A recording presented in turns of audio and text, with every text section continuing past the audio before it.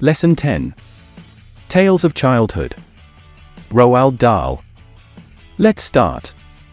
Roald Dahl, 1916–1990, was a British novelist, short story writer, poet, fighter pilot and screenwriter.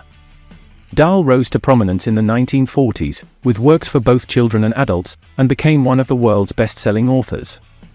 His works include James and the Giant Peach, Charlie and the Chocolate Factory, Matilda, The Witches and George's Marvelous Medicine.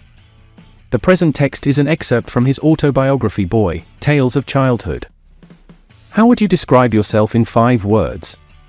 Tell the class. Intelligent, adaptable, knowledgeable, helpful, and curious. Thanks, John, that's awesome. Tell the class about some significant memories of your childhood. Yes, Sarah, you tell. Hey everyone, I'd like to share some of my most significant childhood memories with you all. Although I'm just in 8th grade now, I have some cherished moments from my earlier years that I'll always remember. One of my fondest memories is from when I was around 5 years old. My family took a trip to the beach, and it was the first time I ever saw the ocean. The vast expanse of water, the sound of the waves crashing against the shore, and the feeling of sand between my toes left a lasting impression. I remember building sandcastles with my dad and collecting seashells with my mom. That day, I fell in love with the sea, and it's a memory I'll cherish forever. Another memorable moment from my childhood is my 8th birthday party. My parents surprised me with a trip to an amusement park. I was over the moon excited. I got to ride roller coasters, eat cotton candy, and play games all day long. It was a day filled with laughter, excitement, and the joy of being surrounded by my friends and family. One of the funniest memories I have is from when I was in 1st grade. I was cast as a tree in our school play. I had to stand still with my arms stretched out while others sang and danced around me. I remember feeling so proud to be a part of the play, even if I was just a tree. It taught me that even small roles can be important and that being on stage was a lot of fun.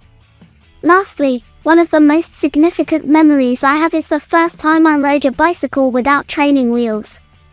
I was so nervous, but my dad held onto the back of the bike and ran alongside me. When he finally let go, I pedaled on my own, and that feeling of freedom and accomplishment was unforgettable. These are just a few memories from my childhood, and I can't wait to create more in the years to come. I believe that our past experiences help shape who we are, and these memories remind me of the wonderful moments that have made me the person I am today. Thanks for listening. Now, let's watch the video story Tales from Childhood by Roald Dahl. My father, Roald Dahl, was a Norwegian who came from a small town near Oslo, called Sarpsborg. His own father, my grandfather, was a fairly prosperous merchant who owned a store in Sarpsborg and traded in just about everything from cheese to chicken wire. My father had lost an arm when he was 14, but had become a successful shipbroker. A shipbroker is a person who supplies the ship with everything it needs when it comes into port: fuel and food, ropes and paint, soap and towels, hammers and nails, and thousands of other little items. A shipbroker is a kind of enormous shopkeeper for ships, and by far the most important item he supplies to them is the fuel on which the ship's engines run in those days, only coal. He set up a shipbroking farm at Cardiff of South Wales. My father met my mother, Sophie Magdalene Hesselberg, during the summer of 1911 and were married soon after. In 1918, when I was 2, we all moved into an imposing country mansion beside the village of Radier, about 8 miles north of Cardiff. I remember it as a mighty house with turrets on its roof and with majestic lawns and terraces all around it. There were many acres of farm and woodland, and a number of cottages for the staff. Very soon, the meadows were full of milking cows and the sties were full of pigs and the chicken run was full of chickens. There were several horses for pulling the plows and the hay wagons, and there was a plowman and a cowman and a couple of and all manner of servants in the house itself. In 1920, when I was still only 3, my mother's eldest child, my own sister Astrid, died from appendicitis. She was 7 years old when she died. Astrid was far and away my father's favorite. He adored her beyond measure, and her sudden death left him literally speechless for days afterwards. He was so overwhelmed with grief that when he himself went down with pneumonia a month or so afterwards, he did not much care whether he lived or died. If they had penicillin in those days, neither appendicitis nor pneumonia would have been so much a threat, but with no penicillin or any other magical antibiotic cures, pneumonia in particular was a very dangerous disease indeed. The patient had to fight to survive. My father refused to fight. He was thinking, I am quite sure, of his beloved daughter, and he was wanting to join her in heaven. So he died. He was 57 years old. My mother had now lost a daughter and a husband all in the space of a few weeks. Here she was, suddenly having to face all alone the very gravest problems and responsibilities. She had 5 children to look after. She sold the big house and moved to a smaller one a few miles away in Llandaff. It was called Cumberland Lodge and was nothing more than a pleasant medium-sized suburban villa. So it was in Llandaff 2 years later, when I was 6 years old, that I went to my first school. The school was a kindergarten run by 2 sisters, Mrs. Corfield and Miss Tucker, and it was called the Elm Tree House.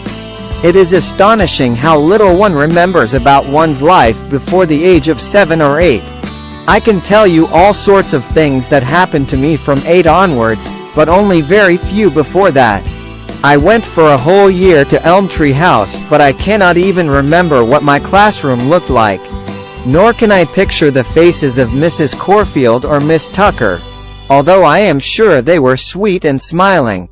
I do have a blurred memory of sitting on the stairs and trying over and over again to tie one of my shoelaces, but that is all that comes back to me at this distance of the school itself.